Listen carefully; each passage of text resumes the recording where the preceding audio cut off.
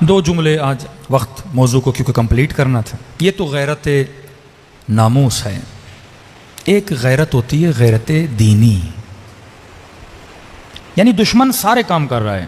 ناموس کی غیرت بھی ختم کر رہا ہے، قرآن جلا کے توہین کر کے آپ کے مقدسات کی غیرت کو بھی ختم کرنا چاہتا ہے.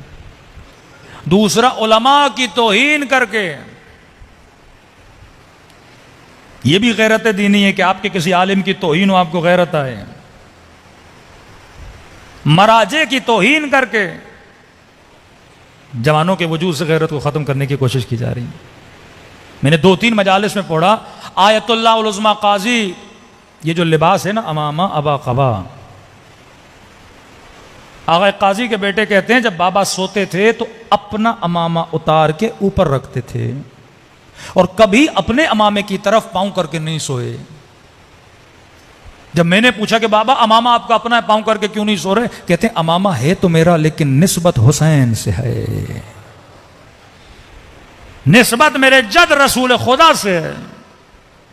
امامے کی توہین، لباس کی توہین. اب ایک نئی ٹیکنیک آئی ہے کراچی میں کہ ہم بے وقت اور بے وقار کیسے کریں ایک عالم کو.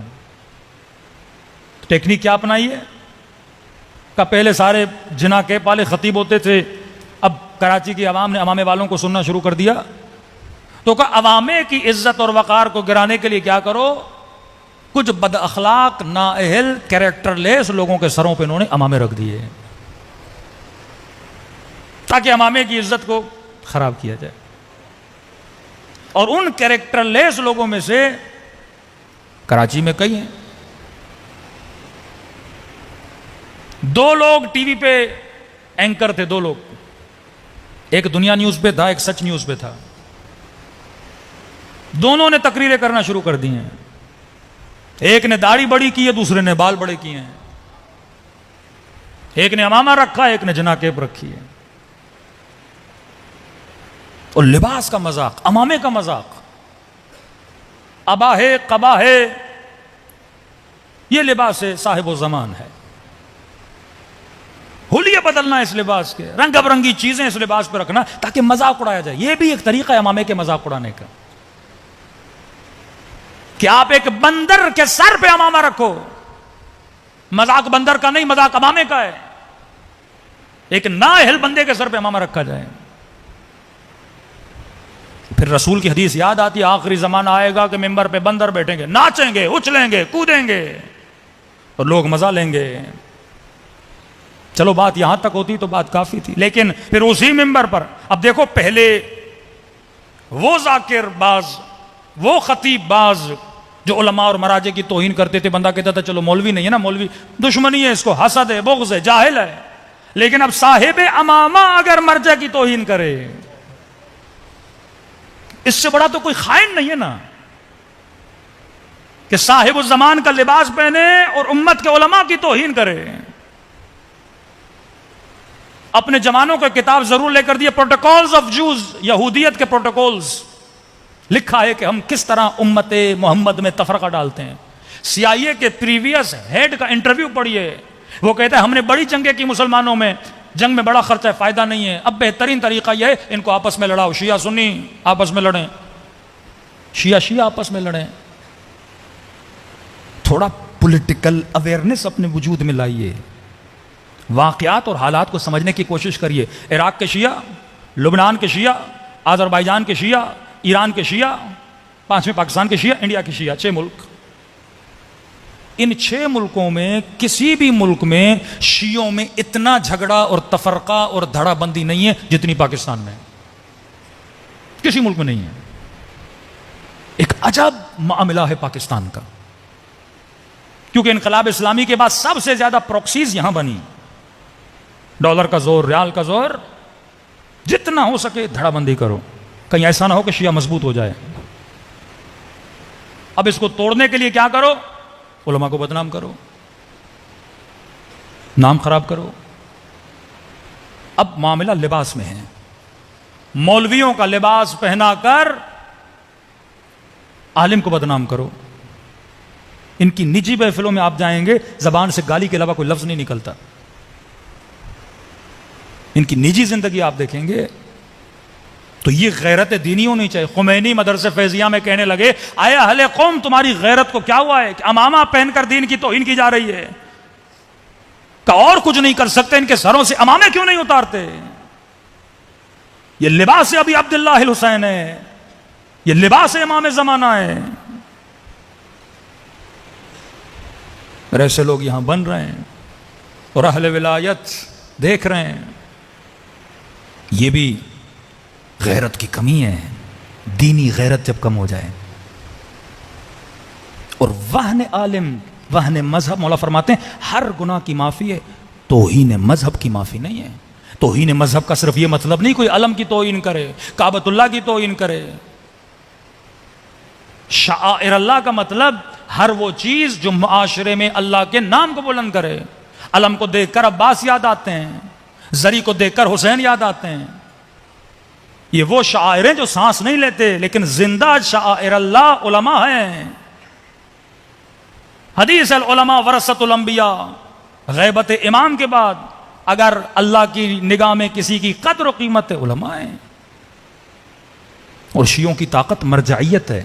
واللہ اگر مرجعیت نہ ہو شیعوں کا وجود ہی نہیں ہے. ملینز آف ڈالرز لگے عراق میں شیعہ سنی جنگ کرنے کے لیے. سستانی نہ ہوتے عراق تباہ ہو چکا ہوتا. بلینز آف ڈالرز لگے ایرانی قوم پر. ابھی ریسنٹلی یہودیوں نے ایک آرٹیکل چھاپا انگلینڈ میں, ہر سال ان کا آرٹیکل آتا ہے. وہ لکھتے ہیں کہ 2024 تک شیعت کا ڈاؤن فال شروع ہو جائے گا.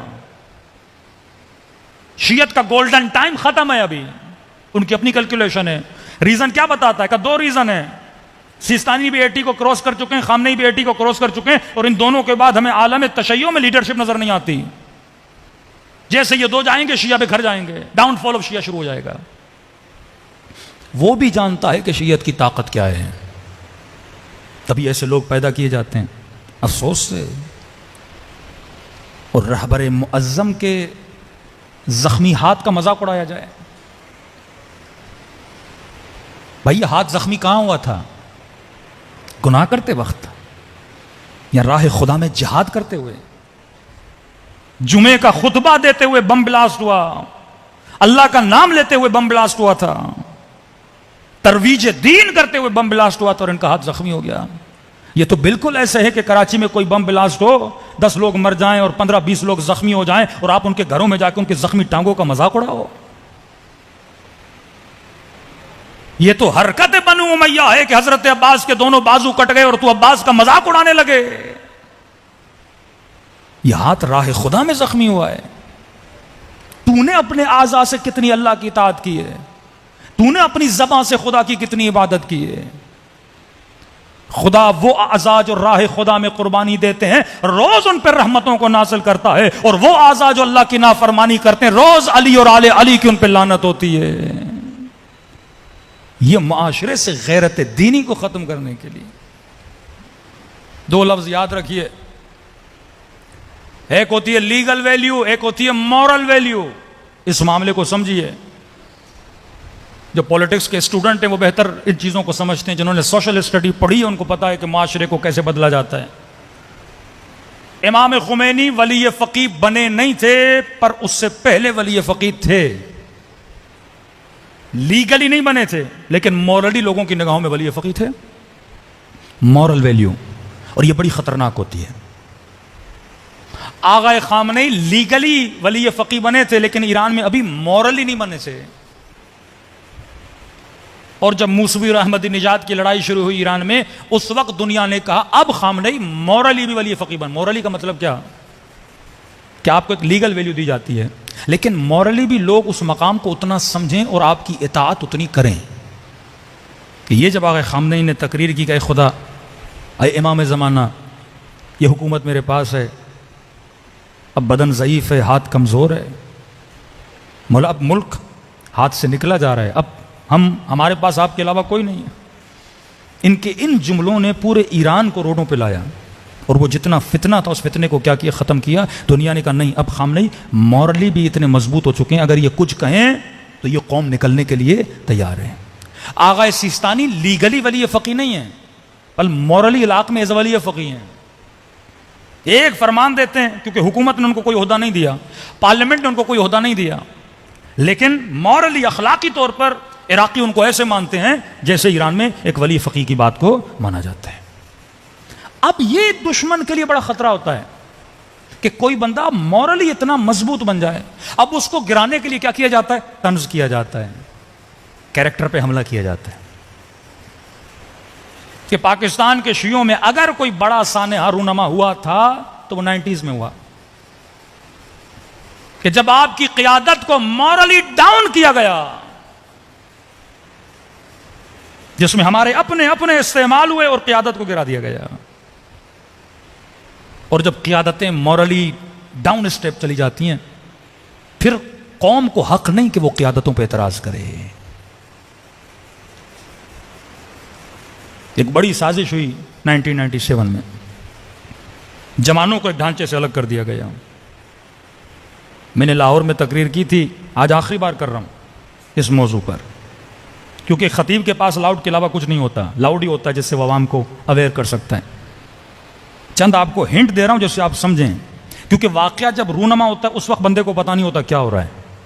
جب کربلا ہو رہی تھی تو دیکھنے والے سمجھ رہے تھے حسین ختم ہو گئے، لیکن جب کربلا ہو گئی آج احساس ہو رہا ہے کہ حسین باقی ہے. 1999 میں مارشل لا لگا پاکستان میں، اس سے پہلا والا مارشل لا کس کا تھا؟ ضیاء الحق کا. جب مارشل لا لگا تو لوگوں کو نہیں پتا کیوں لگا، پتہ ہی نہیں ہوتا نا ریزنز کیا ہیں، اسباب کیا ہیں، پتہ نہیں، مارشل لگا. لیکن مقام تعجب یہ ہے کہ ضیاء الحق کے مارشل لا کے بعد سوویت یونین کے خلاف جہاد شروع ہو گیا. کیونکہ اگر پاکستان میں شاید کوئی جمہوری حکومت ہوتی وہ اجازت نہ دیتی. ماشاءاللہ رزلٹ سوویت یونین. 1999 میں مارشل لا لگا اور عجیب اتفاق ہے 2001 میں 9/11 ہو جاتا ہے. دین اگین پاکستان کو استعمال کیا جاتا ہے افغانستان میں. کڑیاں جوڑتے جاؤ. 1997 میں قیادت کو توڑا گیا پاکستان میں، اپنے لوگ استعمال ہوئے، گھٹیا ترین الزام لگائے، کیریکٹر لیس باتیں کی جس کا نہ سر نہ پیر. پرسنل گارڈز کو یوز کیا گیا. چھوڑ دیں معاملات کو. قوموں میں قیادت کو مورلی گرایا گیا. کیوں؟ کیونکہ سب کو پتا ہے اگر قوم کے اندر مرکزیت رہی تو یہ قوم مضبوط رہے گی. ہدف ہے مرکزیت کو توڑا جائے. میرا تعلق کسی بھی تنظیم سے نہیں ہے، لیکن جو اصولی باتیں اصولی باتیں ہیں. جب آپ یہ کہتے ہو میں ولی فقی کا مان، ولی فقی مطلب خط ولایت. میرے دل میں اگر امام زمانہ کے بعد کسی کی محبت ہے وہ آقا خامنہ کی ہے سب سے زیادہ، کیونکہ ولی فقی ہیں. خط ولایت کا مطلب کیا ہے؟ کہ تو اس خط سے ادھر ادھر نہ جائے، اسی خط پہ باقی رہے. اگر خط سے ہٹا تو تیرے اندر اطاعت نہیں ہے، اور اطاعت نہیں تو عباس کا پیرو نہیں ہے. تو لاہور میں ایک میں نے تقریر کی اور کچھ جوانوں نے کلپ چلا دی ہمارے خلاف کہ مولانا نے نمائندے ولی فقی پہ بات کی اور کہا کہ ویب سائٹ پہ جا کے لکھو کہ نمائندے ولی فقی کون ہے، اور ہم نے لکھا ہے اور جواب یہ ملا ہے کہ پاکستان میں نمائندے ولی فقی آغا حسینی ہیں. میں پولیٹیکل نمائندگی کی بات کر رہا ہوں، خمس کلیکٹر کی بات نہیں کر رہا. آغا حسینی ہوں یا آغا بہادینی ہوں، نمائندے رہبر ہیں پاکستان میں خمس لینے کے لیے. نمائندہ ہیں اگر کوئی مقلد آغا خامنہ کا اور خاتون پہ شوہر ظلم کر رہا ہے، طلاق نہیں دے رہا، خلا اگر لینا ہے تو یہ نمائندہ خلا جاری کر سکتا ہے. یہ پاورز ہیں. کسی بھی ایسے نمائندے کو پاکستان کے پولیٹیکل معاملات میں مداخلت کرنے کی آغا خامنہ نے بھی اجازت نہیں دی ہے. اگر وہ مداخلت کرے بھی تو غلط ہے، سختی سے منع ہے رہبر کا. ایسے ہی نمائندے ہندوستان میں بھی ہیں، لبنان میں، ان کی اجازت نہیں ہے. پاکستان کے پولیٹیکل معاملات کو ایک پاکستانی دیکھے گا، اس نمائندے کو رہبر معظم کی اخلاقی تائید حاصل ہوتی ہے، جس طرح حسن نصر اللہ کو اپنا لبنان میں. یہ چیز برداشت نہیں ہے کہ پاکستان میں شیعہ واحد بنے. آج گلگت بلتستان آپ چلے جائیں، شرم آتی ہے، 2/3 شیعہ میجورٹی ہے. کبھی شیعہ وزیر اعظم افغان نہیں بنتا. جمہوریت کا حق ہے جب آپ 2/3 لیتے ہو تو آپ کا بندہ آنا چاہیے. ہمیشہ ایک نااہل ترین بد کردار ترین بندے کو وہاں کا وزیر اعلیٰ بنایا جاتا ہے. جب میں نے آغا راحت سے کہا کہ مولانا اسمبلی میں ہیں تو شیعہ نہ کا شیعہ ہیں پر اپنی تنظیم کے نہیں ہیں, سیاسی پارٹیوں کے ہیں. مولانا پینے پلانے والے لوگ ہیں, ان کے دل میں خوف خدا اور غیرت دینی ہوگی. اور وہ گلگت بلتستان کے 1997 میں 100% رزلٹ تھا کہ وہاں پہ کون جیتے گا. جب 5واں صوبہ بنا نہیں تھا, بے نظیر نے کام بنائیں گے, 100% یہ تھا کہ تحریک جعفریہ جیتے گی. اب اس تنظیم کو کوئی رہنے دے گا؟ نہیں. شہید حسینی نے کبھی مین تنظیم سے بغاوت نہیں کی. پولیٹیکل نمائندہ کون ہے وہ مشخص ہے, اس میں کوئی دو رائے نہیں ہے. قبلہ راجہ ناصر صاحب کا بیان موجود ہے یوٹیوب پر کہ نمائندہ ولی فقیہ پاکستان میں کون ہے, خود بتاتے ہیں وہ. ٹکٹ کے پیسے میں دیتا ہوں, قم چلے جاؤ حرم معصومہ میں دیکھو کہ نمائندہ ولی فقیہ کا دفتر کس کے نام پر ہے. مشہد میں جا کے دیکھو نمائندہ ولی فقیہ کا دفتر کس کے نام پر ہے. اور تعجب یہ ہے کہ لاہور کے جوان ہے کہنے لگے مولانا ہمیں پتہ ہی نہیں. پھر جوان ہمیں کہتے مولانا یہ مولوی آپس میں ملتے کیوں نہیں. میں نے کہا بھائی یہ کام تو میرا نہیں ہے, ہمارا کام ہے اس لاؤڈ پہ بولنا, علماء کا کام ہے آپس میں ملنا. لیکن پھر بھی ہم نے کچھ جوانوں کو پھر بھی آج سے 1-1.5 سال پہلے بھیجا آغا ساجد کے پاس. انہوں نے چھپ کے وہ ریکارڈنگ کی, ہمارے پاس موجود ہے, جس میں یہی بولا گیا کہ آپ کیوں نہیں ملتے, ایک کیوں نہیں ہوتے. ان کا ایک جملہ بڑا لاجیکل تھا. انہوں نے کہا اتحاد وہ کرتا ہے جو جدا ہوتا ہے, میں تو الگ ہوا ہی نہیں. یہ بھی مجھے چھوڑ کے گیا, یہ بھی مجھے چھوڑ کے گیا, وہ بھی مجھے چھوڑ کے گیا. اور دور کھڑے ہو کے کہتے ہیں آپ اتحاد کرو. کہتے ہیں ٹھیک ہے میری شکل اچھی نہیں لگتی, کوئی بات نہیں. کھلم کھلا انہوں نے دعوت دی کہ قبلہ شیخ محسن کے پاس چلے جائیں, جو فیصلہ وہ کریں مجھے منظور ہے. ہم نے ان پر بھی حجت تمام کی کہ قبلہ پارا چنار میں شیعوں کا خون بہے, کوئٹہ میں شیعوں کا خون بہے, گلگت بلتستان میں آج یہ حال ہے کہ ایک علم کی وجہ سے 11 جوان جیلوں میں بند کر دیے جاتے ہیں. سولجر بازار میں کیمپ لگا ہوتا ہے کہ شیعہ مسنگ پرسن کہاں سے آئے ہیں. دوسری چیز کہ ایسے ایسے لوگوں کو قومیات کا لیڈر بناؤ. اب کراچی میں ایسے ایسے لوگ قومیات, بعض لوگ سب کی بات, ایسے ایسے قومیات والے بعض کراچی میں بنائے گئے جن کا فوٹو سیشن کے علاوہ کوئی کام ہی نہیں ہے. جہاں جا رہے ہیں کیمرہ والا بندہ ذات ہے, 10 فوٹو یہاں نکالے, 10 فوٹو یہاں نکالے. نہ سر پہ امامہ ہے, نہ عالم ہے, کرپٹ بھی ہیں. اور بڑے بڑے مولویوں کو ان کے پاکٹس میں ڈالا جا رہا ہے, پیسے کے زور پر, مال کے زور پر. قومیں اس طرح تباہ ہوتی ہیں جب قوموں میں اتحاد نہیں ہوتا. اور یہ سوچ امام خمینی دے رہے تھے کہ جب تک ایک لیڈرشپ کے نیچے تم لوگ متحد نہیں ہوتے تب تک تمہارا ازالہ نہیں ہوتا. دوسرا یہ کہ مرجعیت حرف آخر ہے, حرف آخر ہے. اگر شیعت میں مرجعیت نہیں, کچھ بھی نہیں. ایک امریکہ کا مولوی جو پہلے امامہ پہنتا تھا, ابھی امامہ اتار دیا. بعض ہمارے بیوقوف شیعہ چینل چلانے والے یوٹیوب پر ایسے لوگوں کو پروموٹ کر رہے ہیں. مولانا اہل سنت کو جواب دے رہا ہے, کل یزید آ کے جواب دے گا, شمر آ کے جواب دے گا, تو بٹھا دے گا اس کو. مولانا اچھا مناظرہ کرتا ہے, اور اسی مناظرے کی آڑ میں ان ملنگوں کو کور کر کے پھر مرجعیت کے خلاف, پھر رہبریت کے خلاف وہ گفتگو کرتا ہے. یہ کمائی بھی تیرے لیے حرام ہے جو یوٹیوب پہ اس طرح تو کما رہا ہے, تفرقہ ڈال رہا ہے امت میں, اخباریت کو عام کر رہا ہے تو. شیعہ مکتب اصولیین کا مکتب ہے, یہ مفید کا مکتب ہے, یہ بابوے کا مکتب ہے, یہ شہید اول شہید ثانی کا مکتب ہے. اس قدر محنت کی گئی اس مکتب کے لیے, لیکن آج اسی اصولی مکتب کو بھی ٹھیس پہنچائی جا رہی ہے. ایک نقطہ ذہن میں رکھ لیجئے, divide and rule, divide and rule. جتنا توڑو گے اتنا ان پہ رول کر سکو گے. کہ ایک میں عوامانہ آپ کو مثال دے رہا تھا کہ اگر کراچی کا ایک مرکزی جلوس ہے, اگلا بندہ بولے کہ میں بھی جلوس نکالوں گا اور بولوں گا یہ مرکزی ہے. تیسرا بندہ بولے میں بھی جلوس نکالوں گا یہ مرکزی ہے. چوتھا بندہ بولے میں بھی جلوس نکالوں گا مرکزی ہے. اب نکال تو جلوس رہا ہے, لیکن دشمنی کس سے کر رہا ہے؟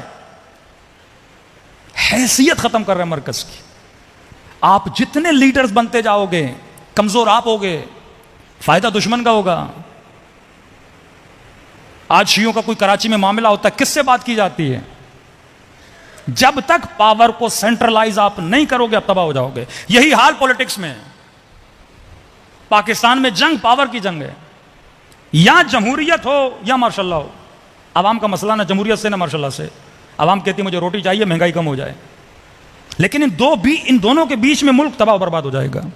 پاور جب تک ایک جگہ پہ آپ ٹرانسفر نہیں کرو گے، قوموں کے اندر جب تک اطاعت نہیں پیدا ہوتی۔ امیر المؤمنین کہتے تھے اطاعت کرو اطاعت، اگر اطاعت علماء کی نہیں ہے، مراجع کی نہیں ہے، انسان معاشرہ تباہ و برباد ہو جاتا ہے۔ تسبیح کی طرح نظم پیدا کرنا ہے تو اپنے اندر تسبیح کے دانوں کی طرح نظم پیدا کرو۔ صلوات پڑھے محمد و آل محمد پر۔ برائے مہربانی ہمارے اس چینل کو لائک کیجیے، شیئر کیجیے، کمنٹ کیجیے اور سبسکرائب کیجیے اور بیل آئیکن کو پریس کیجیے تاکہ آگے بھی ہماری ویڈیوز آپ کو برابر ملتی رہیں۔